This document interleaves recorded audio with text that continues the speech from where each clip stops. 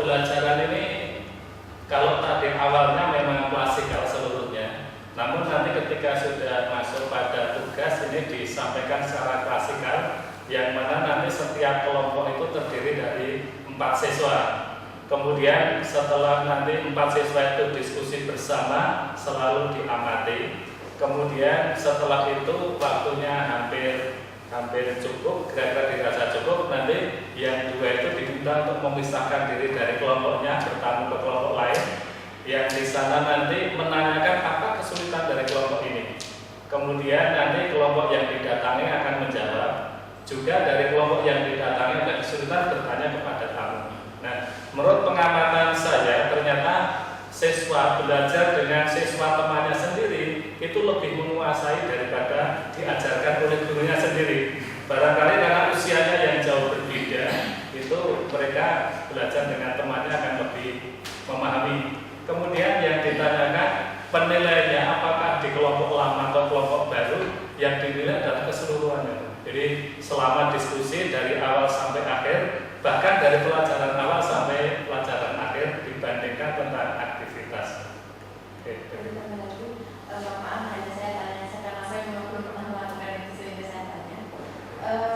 Berarti nanti itu penilaiannya per individu ya Pak? Jadi nggak ada penilaian khusus kelompok atau nanti penghargaan kelompok sendiri nggak ada?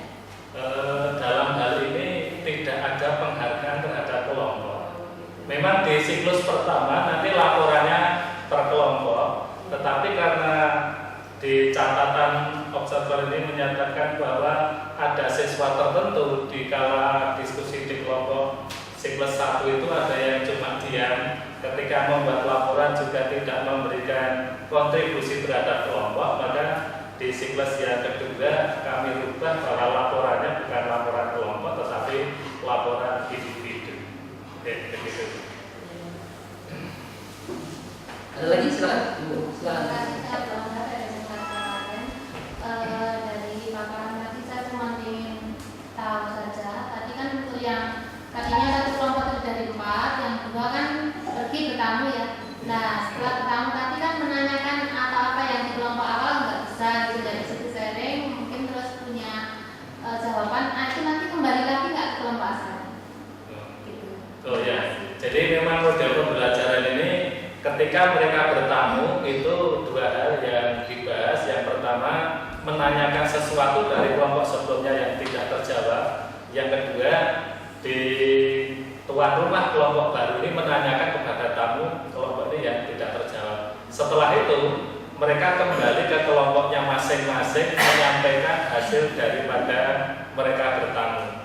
Nah setelah menyampaikan di sini kita bahas bersama dalam satu kelompok, baru dibuat laporan. Begitu. Jadi setelah bertamu kembali lagi dan melanjutkan pekerjaan. Begitu. Ya.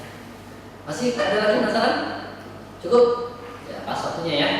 Cukup. Baik, kita close untuk Bapak sekalian.